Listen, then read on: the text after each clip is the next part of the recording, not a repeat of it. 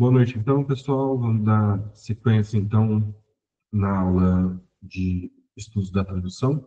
Hoje é praticamente uma parte 2, tá? Da aula passada.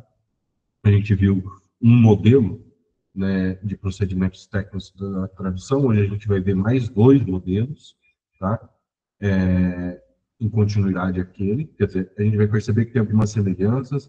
Hoje a gente está vendo, então, bem na prática mesmo, na miudeza ali, do processo tradutório, como aquelas concepções de teoria da tradução se aplicam, né, no traduzir, né, na hora da prática da tradução mesmo de fato.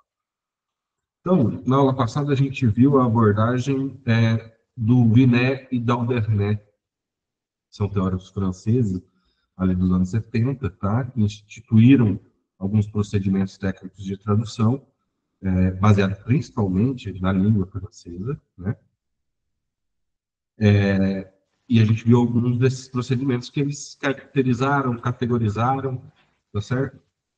Hoje a gente vai ver mais dois modelos. Então, o do Vinay e o do Albernet, eles estavam muito pautados no estruturalismo do Saussure, né? Langue Parole, então os signos, aliás, a língua é um sistema de signos arbitrários, né? Então a gente vai vendo como essa concepção de linguagem e de estrutura, né? Ela reflete no processo tradutório, tá certo? Então a gente vai ter conexão com outros modelos que partem, né, de um escopo teórico, principalmente linguístico, né, diferente, e a gente vai perceber como isso se traduz, né, ou como isso se reflete melhor, né, no processo tradutório, tá certo? Então, o primeiro modelo que a gente vai ver hoje é o modelo do Eugène Nidar, tá certo? Esse autor ele vai se basear já na teoria linguística do Chomsky, tá? A teoria gerativa, tá?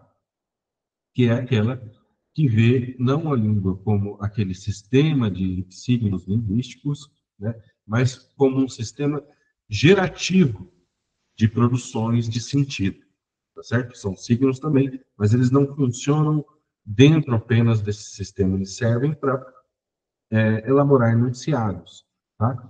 Conjuntamente com isso, né, com a base gerativa transformacional, a gente também vai ter a visão comunicativa, né, do Romo Jacobson, tá? Então, o NIDA vai pegar esses dois modelos de linguística, tá? E vai propor a partir deles, então, uma visão, né, sobre a tradução, tá certo?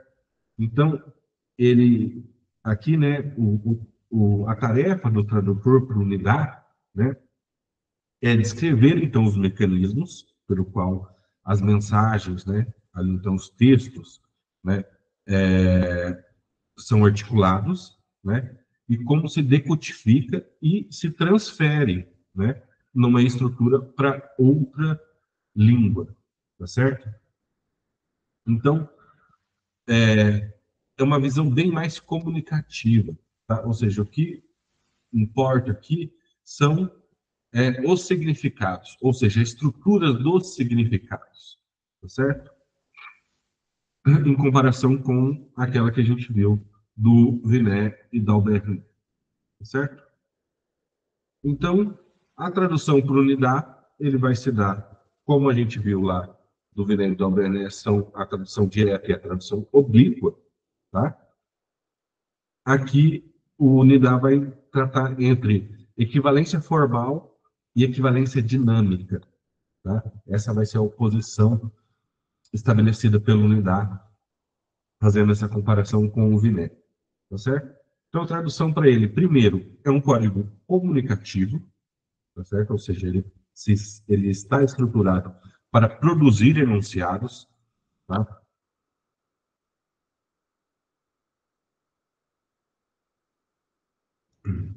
Perdão, pessoal, está meio friozinho, acho que a gripe já está me pegando. Mas, vamos lá.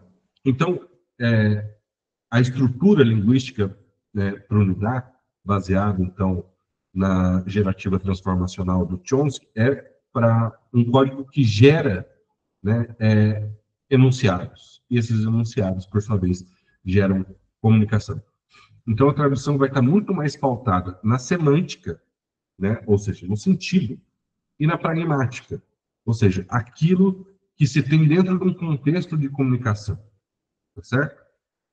Então, vão ser as bases, os pilares principais pelo qual a unidade vai entender os procedimentos técnicos de tradução.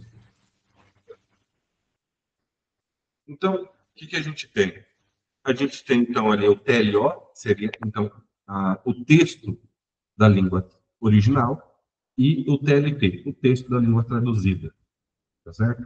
E eles devem corresponder, né? Esse é o primeiro traço, corresponder nas suas funções de linguagem.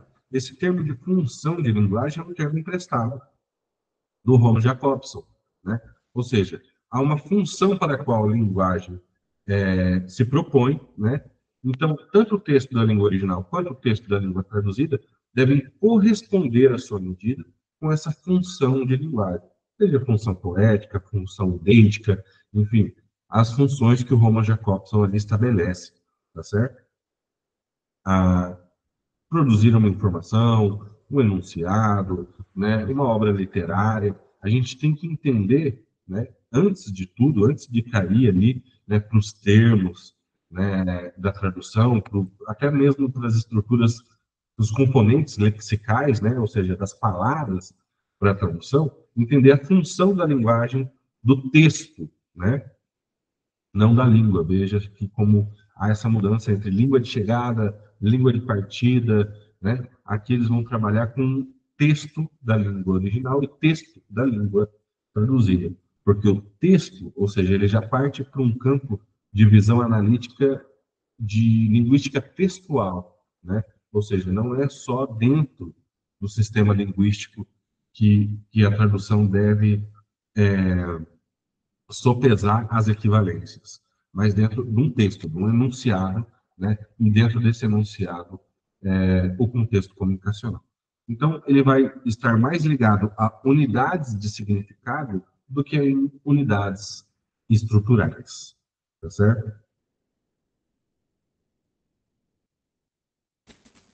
Bom, tendo em vista, então, que a unidade vai lidar com esse processo comunicacional da tradução, ele vai emprestar também o sistema comunicativo, né, da teoria da comunicação, né, onde a gente tem ali fonte, mensagem, receptor, né, o signo, enfim, vai estar tudo embutido ali, mas ele vai traduzir esse processo tradutório, né, de um projeto similar, né, da teoria da comunicação. Então, a gente tem a fonte ali, o autor do texto em língua original, a gente vai ter a mensagem 1, né, que é o texto mesmo, em língua original, a gente vai ter o receptor 1, que daí é o tradutor, né, e daí a gente vai ter a mensagem 2, ou seja, aquilo que o autor traduziu, ou seja, a produção do TLT, né, do texto em língua traduzida. E por fim, o receptor 2, que daí vai ser esse leitor desse texto da língua traduzida. Tá certo?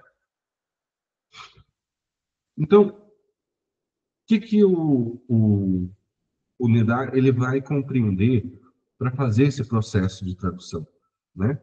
Como a gente viu ali a respeito dos, do, das etapas, ou seja, das instâncias extralinguísticas, certo? Ou seja, ainda não caiu, né, para a estrutura linguística, para os signos, para os léxicos, enfim, para a estrutura sintática, né, antes, previamente a esse processo.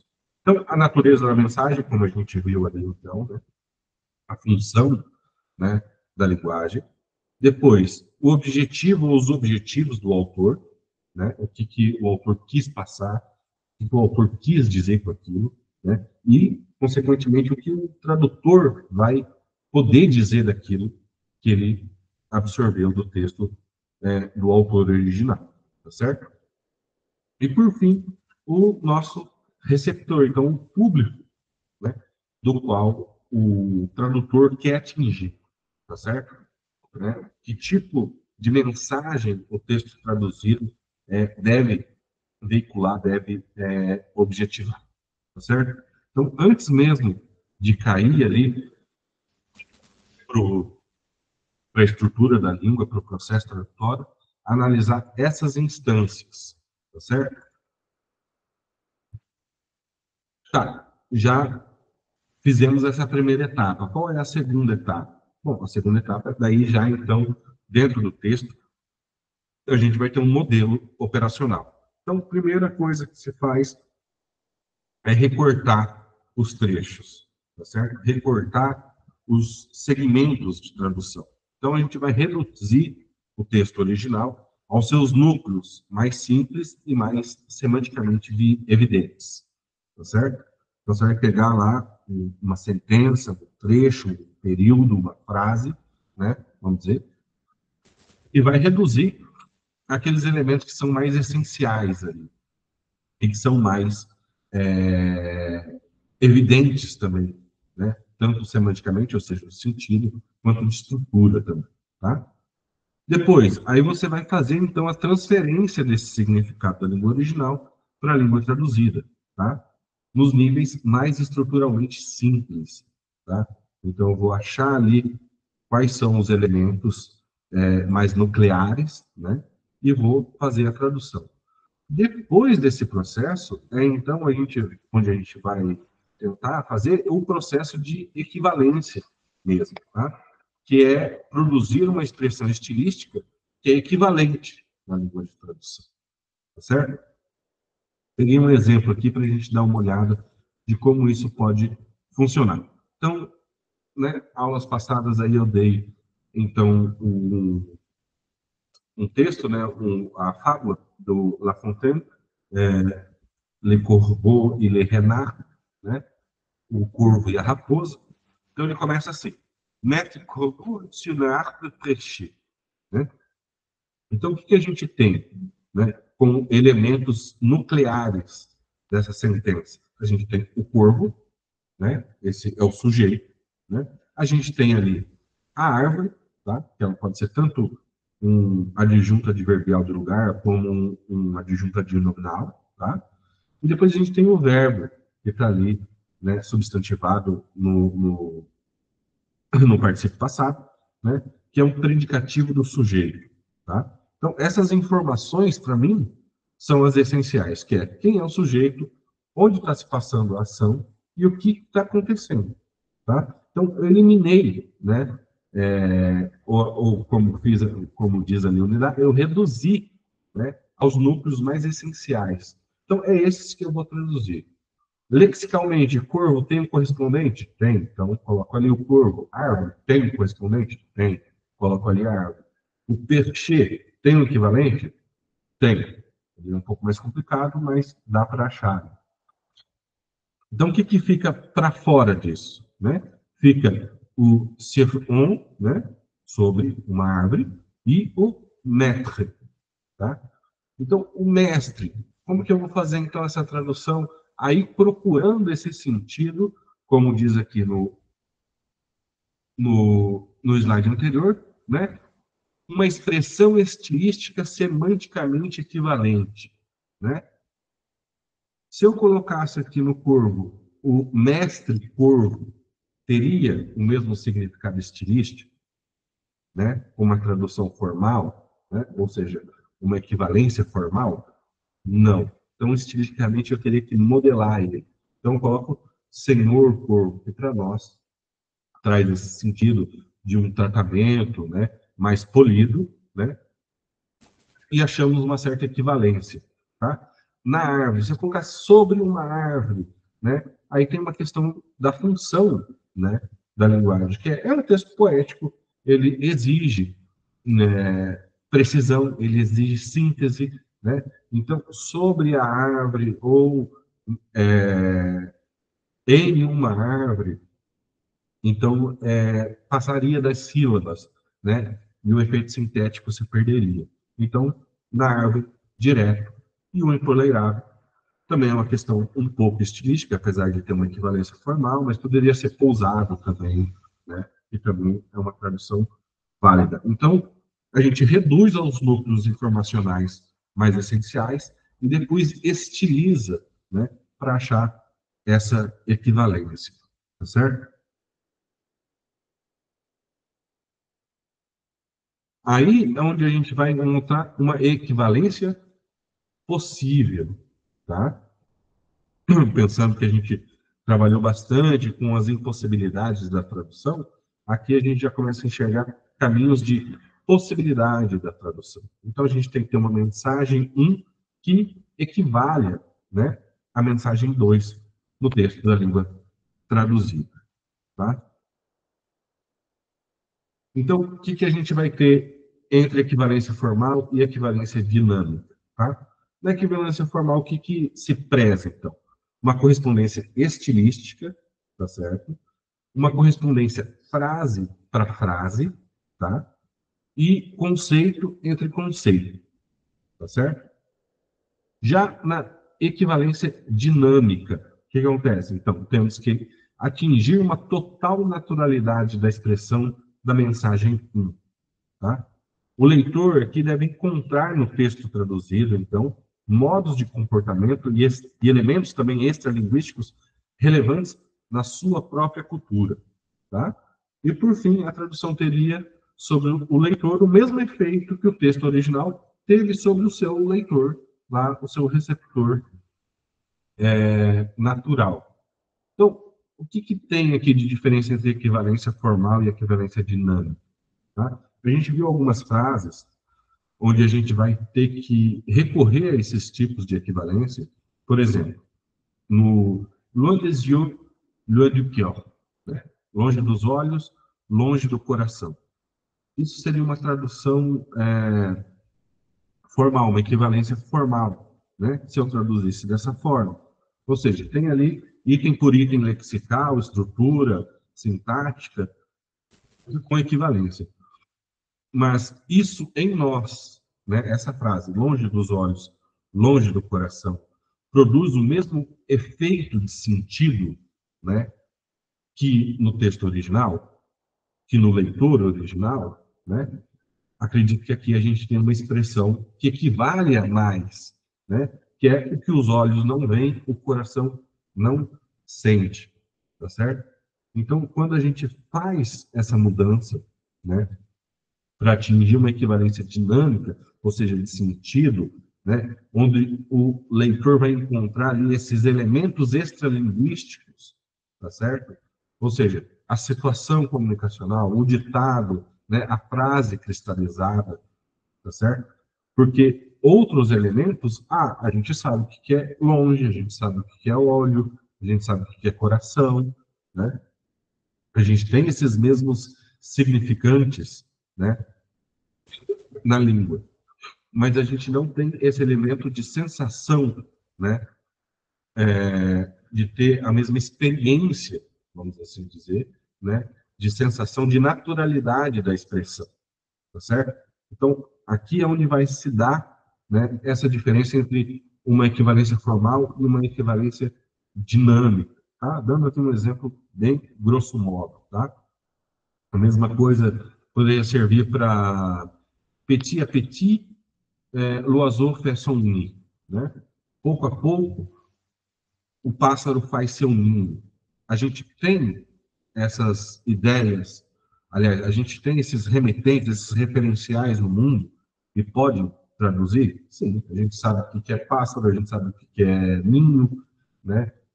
O conceito imagético é o mesmo, né, para esses referentes. No entanto, a expressão não tem uma naturalidade para nós, tá certo? Então a gente vai traduzir por de grão em grão a galinha enche o papo, por exemplo, que não tem nenhuma equivalência formal, mas há uma equivalência dinâmica de sentido, de processo, de identificação de elementos extralinguísticos e de naturalidade de expressão, tá certo?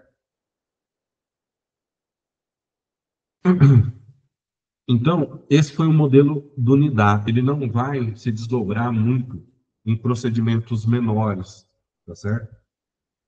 Ele vai estabelecer essa grande dicotomia, vamos assim dizer, né, entre a equivalência formal e a equivalência dinâmica, tá certo? E vai deixar os processos tradutórios correrem mais solto, né? Ou seja, cada cada tradutor por si vai construir ali essas miudezas de tradução, tá? Sempre lembrando que esses modelos correspondem a uma expectativa de sistematização do processo tradutório, tá? Não há necessariamente uma literatura muito consolidada a respeito dos processos mentais que cada tradutor aplica no processo tradutório. Tá? Então, esses modelos são tentativas, né, de sistematizar esses processos. Tá? Então, a gente viu ali, para unidade, né, que aquela visão comunicativa do Roman Jakobson e gerativa transformacional do Chomsky se revelaram ali no processo tradutório, tá certo? Eles vão entender a língua como uma capacidade, ou seja, como um processo, né, de geração de enunciados, de significados e de comunicação, tá certo? Mais do que o Viné e o Dalbernet viram naquele processo de formação entre a tradução direta e a tradução oblíqua, tá certo? Então, lá eles viam mais a língua como um sistema de signos, onde a gente tem que criar correspondências estruturais, tá certo? Mais do que correspondências semânticas ou de significado, como unidade propõe. Então, dando continuidade também a esse modelo, uma outra forma de perspectivar a tradução a partir de uma base gerativa transformacional é a do modelo do Vasquez Ayura, tá certo? Então, ele também vai se valer da teoria do Chomsky, de linguística do Chomsky, mas ele vai incrementar, tá certo? Também a do Vinet e da Albernet, adicionando novos processos de tradução que se baseiam, então, numa base de análise contrastiva, ou seja, o que as línguas têm de diferente entre elas, tá certo? Mas também vai ver, além desse processo, vai ver a semântica estrutural a, e a estilística, né? Que é a base também lá do Dalbert Né, tá certo? Então, ele vai ir além desses processos, enxergando umas outras possibilidades de tradução. Então, ele vai sistematizar o caminho que vai ser percorrido pelo tradutor, tá certo?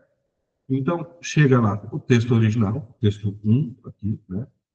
Ele vai fazer o processo de redução, né? Esse processo de redução vai se dar em 3 níveis, né? O pré-nuclear, o nuclear e o conceitual, né? Perdão, pessoal. O que é, então, esses níveis, o pré-nuclear, o nuclear e o conceitual? Já a gente vai ver. Vai passar por esse processo para ver, então, o que ele vai chamar de reestruturação, certo? Vai reestruturar, então, a partir dessa decomposição ali dos termos do texto em língua original, para transformá-los, reestruturá-los, né, mais terminologicamente falando, para o texto 2, tá certo? O qual aqui, a seta, você vê ali, aponta para baixo, ali, quando está na língua de tradução, porque daí a gente tem um efeito conflitante, que é obter a equivalência, tá certo? Então, pega-se tudo, né, nessa reestruturação, como a gente fez ali naquele processo de, de exemplo que eu dei, identificando os núcleos ali, para depois implicar sobre eles, então, uma organização de naturalidade da língua traduzida, tá certo? Então, o que são esses as etapas ali que o Vasquez propõe. Então, é reduzir também, é um processo de redução, como a gente também viu, né? Mas o que seriam esses pré-nucleares, tá certo? São aqueles elementos que se compõem de sentido sozinho, vamos assim dizer, tá certo? Aquilo que a gente pode encontrar em correspondência num nível que não funciona necessariamente internamente, ou seja, dentro da vida, tá? Mas aquilo que tem uma função, olha, que tem uma compreensão referencial, né? Ou seja, fora da língua. Por exemplo, o corvo, como a gente usou ali de exemplo. O corvo é um signo que a gente consegue ter um entendimento dele, ou a gente tem um correspondente referencial dele na língua traduzida. Então, é fazer esse levantamento desses dados, tá? Mais do que os elementos estruturais, tá? Mas também os estruturais, tá? São dois processos em concomitante, diferente do que, por exemplo, fez lá a unidade, né? Então, quer dizer, quem que é o corvo ali? Ah, é o sujeito. O que vem a ser? Ah, tem um determinante. É o determinante O, né, que é um artigo definido. Então, também vou procurar. Isso, ele funciona dentro da lógica interna da língua, tá certo? Depois vai haver a transferência, então, do sentido da LO para a LT, da língua original para a língua traduzida, né?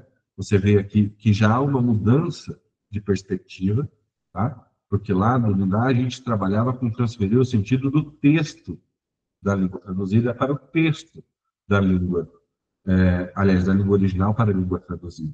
Tá? Aqui a gente não tem o termo texto mais. A gente tem só a organização linguística, ou seja, da estrutura linguística. Tá? Ou seja, ainda está fora o campo comunicativo, né, e o campo textual, ou seja, do enunciado, tá certo? Então, aqui tem uma configuração mais estruturalista, certo? E, por fim, gerar na LT a expressão estilística e semanticamente equivalente, né, na LT, no caso. Então, o Vasquez vai pegar o mesmo modelo lá do, do Dalbernet, do Vinay Dalbernet, né, tradução literal e tradução oblíqua. Só que, para a tradução oblíqua, ele vai adicionar mais 4 procedimentos, né? A gente tinha os 4 procedimentos lá do Vinay Dalbernet, que era transposição, modulação, equivalência e adaptação, que a gente viu na aula passada. E agora ele põe esse aqui, que são os procedimentos complementares, tá? Que ele entende, como a gente viu na aula passada também, que alguns desses procedimentos, né, propostos pelo Vinay Dalbernet não davam conta ou eram contraditórios. A gente viu isso principalmente nos processos, nos procedimentos literais, como o empréstimo, por exemplo, né, que não se adequava bem. Então, ele pegou e colocou a tradução literal como um procedimento único, tá? Sem mais pormenores, é aquilo que a gente consegue identificar de correspondência tanto estrutural quanto lexical e de conceito e de sentido, tá? Então, para ele é um procedimento único a tradução literal. Agora, já a tradução oblíqua, qual ele foi que adicionou mais 4 procedimentos ali, e são esses 4 procedimentos que a gente vai ver agora, tá? Então, a gente vai ter a amplificação. Qual que é o processo de amplificação? É quando a gente precisa acrescentar uma informação, tá? Lexical ou estrutural, que não está presente no texto de origem, tá certo? Então, a gente tem um exemplo ali, né? Il est tutoyé, né? Depuis la première rencontre, né? Desde que se conheceram, ele o trata por tu. Ou seja, esse verbo em francês, o tutoyer, né, não tem um equivalente em português, né? Seria um tratar por tu, né? Que os franceses né, tem a formalidade, tem uma sinalização mais formal da língua, né, tratar por vous, quer dizer, a gente só trata por tu quando tem uma certa proximidade.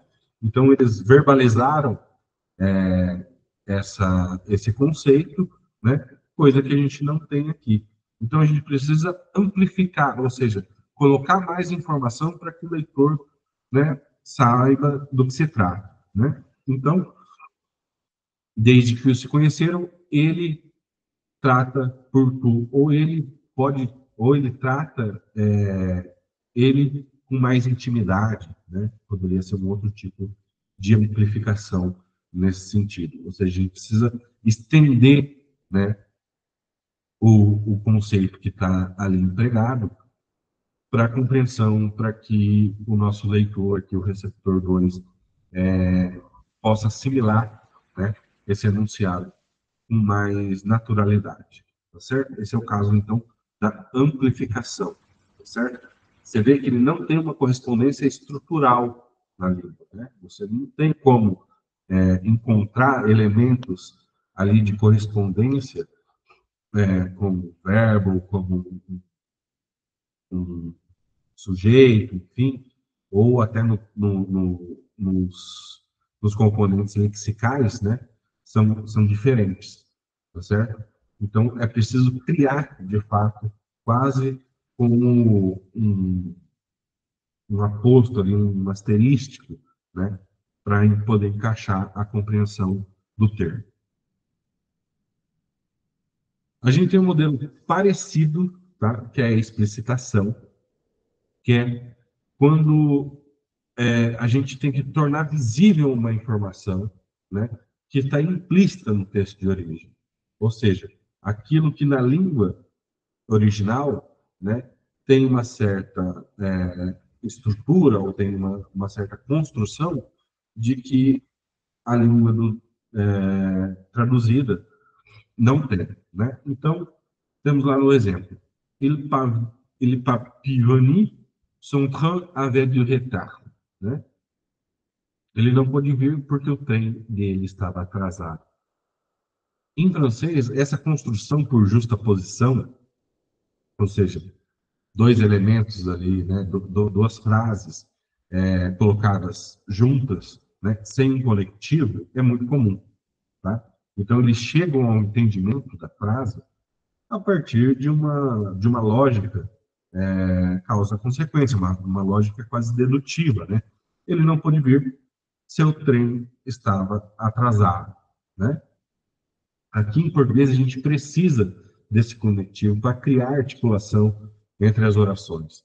Então, a gente colocou ali o termo porque, né? A gente colocou ali aquela conjunção explicativa, porque em português, a estrutura da frase exige, ou seja, você explicitou um termo que estava implícito no entendimento da frase na língua original, tá certo? Então, esse é o caso, por exemplo, de explicitação, tá certo?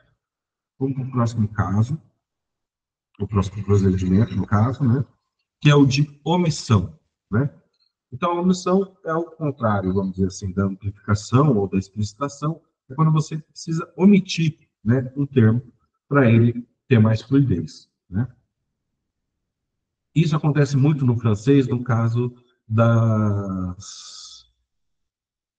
dos pronomes, né? Principalmente os pronomes de tratamento, né? Vous vous appelez, né? Você vos chamou, né?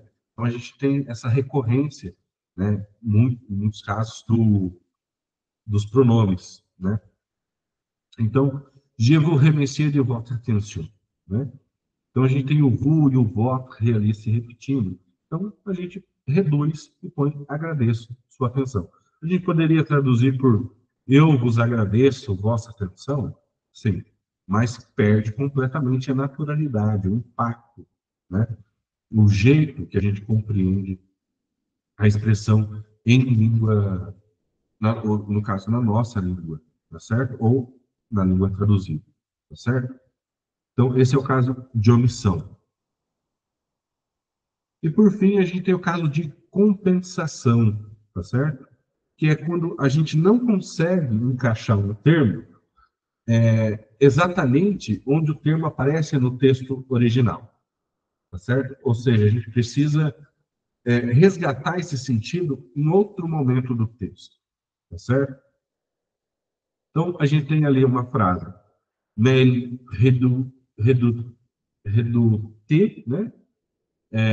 Parfois le propre soldat, né? Então, se eu colocasse ali mais, eles temiam, às vezes, como está no original, né? Ou seja, o às vezes vem depois do verbo, e não antes do verbo, a gente teria uma perda de sentido, tá certo? Porque é como a gente constrói em português a diferença sutil de nuance que a gente tem de compreensão, que é entre ele é um bom motorista e ele é um motorista bom, né? Ou seja, o emprego aí do bom, antes ou depois do que ele está adjetivando, tem uma nuance de mudança de significado. E aqui, o às vezes, também produz essa mudança, tá? Então, não dá para traduzir exatamente no mesmo ponto onde a gente traduziu em francês, ou, aliás, onde está originalmente em francês. Então, a gente precisou colocar esse termo antes para dar o mesmo sentido. Ou seja, há uma espécie de compensação aí. A gente tem que mobilizar o termo, tá? De acordo com aquilo que faz sentido na língua original. A gente vai perceber isso. Trouxe uns outros exemplos aqui, tá? Para a gente entender como esse processo de compreensão dos procedimentos técnicos de tradução impactam na hora que a gente vai, de fato, traduzir, tá certo? Então, um processo de amplificação. Ah, eu preciso estender, onde a gente possivelmente estenderia, tá? Il a feli tomber. Então, a gente vê que o verbo feli é um verbo que carrega, né, uma ideia de por pouco não acontece. Tá tudo brincado, né? É um conceito dentro da língua francesa.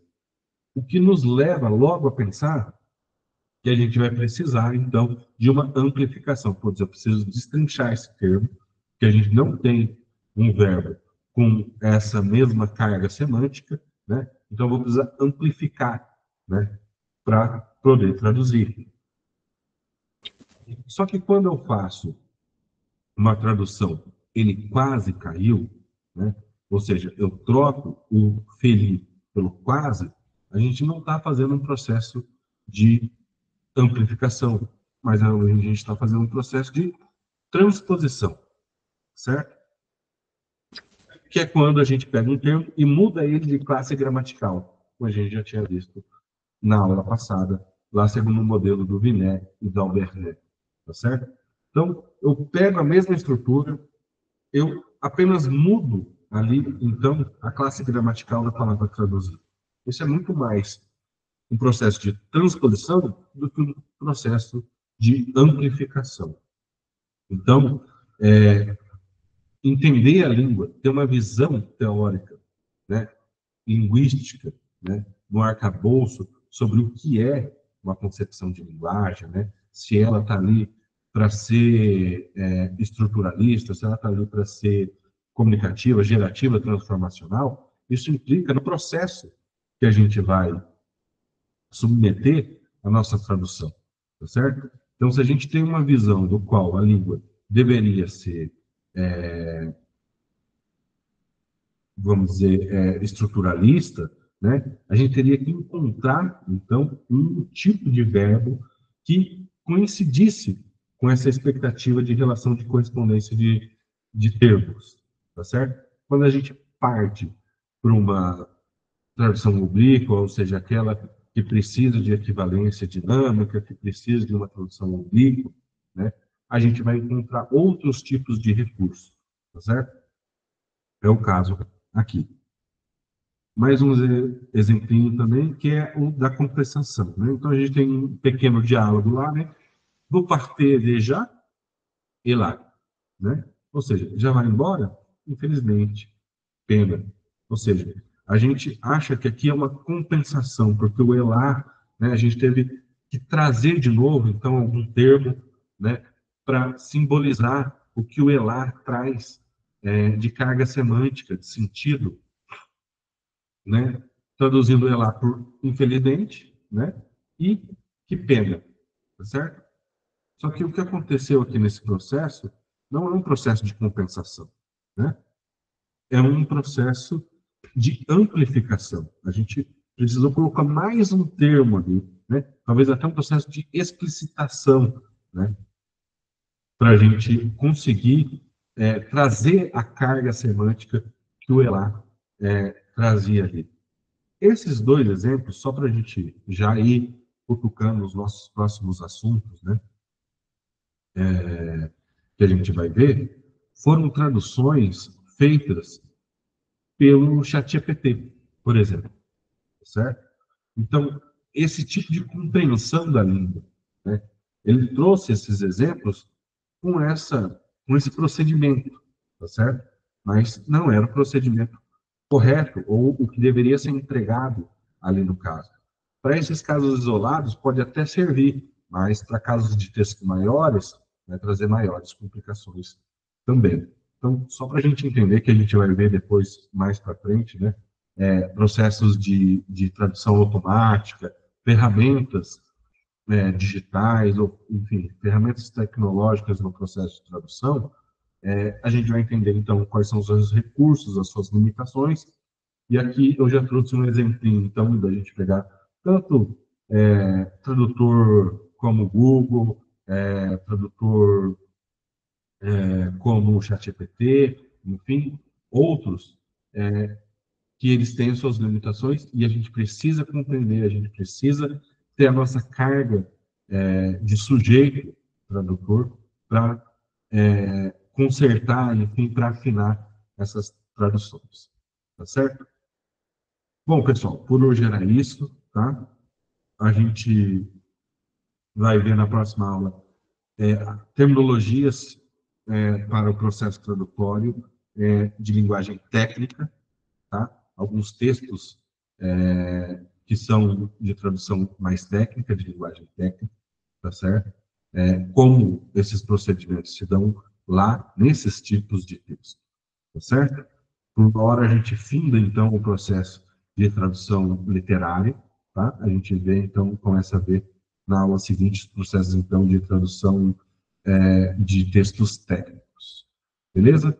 Para a aula que vem, pessoal, segue o cronograma normal, tá? É só essa semana, excepcionalmente, que aconteceu esse encontro na terça, tá? Na próxima semana, o encontro será nas quartas, tá? Semana que vem na quarta e por assim em diante também vai continuar na quarta. Só essa semana que realmente aconteceu na terça-feira, tá bom? Espero vê-los, então, semana que vem e o rebolo.